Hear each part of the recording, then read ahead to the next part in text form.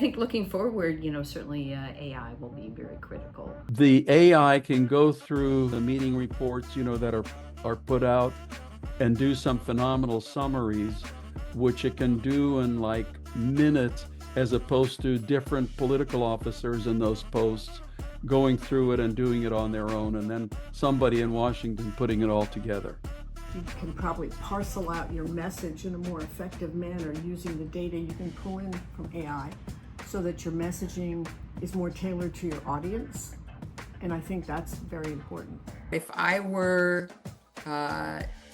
leading the negotiating team again for the Joint Comprehensive Plan of Action, the Iran nuclear deal, I would have had the team write an ideal deal, which they did, like 100 pages long.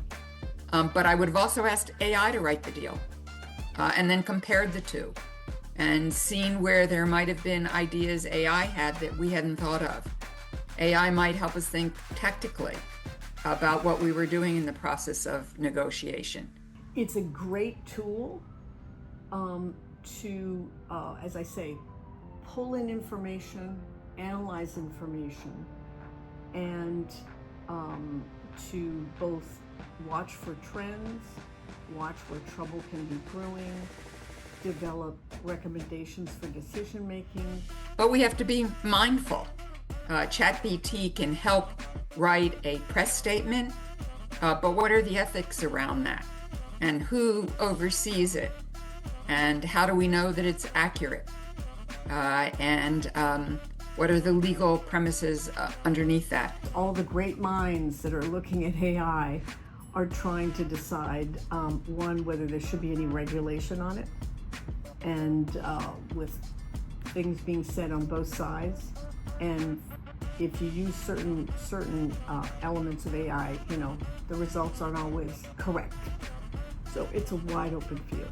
There's a lot to sort through. It's why Secretary Blinken, along with my help and my team's help, created an office of cyber policy and an office of emerging technology, all of which have been taken apart by the current administration, because we understood that things were going to change and we needed to have a cohesive way of looking at the picture.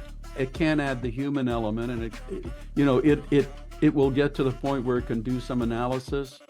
But when you're sitting in a meeting and you see the person across from you with a raised eyebrow, there's no way that AI can capture that, because the words coming out of somebody's mouth do not necessarily symbolize what they're actually saying, if that makes any sense. Fundamentally, diplomacy is about making friends and influencing people.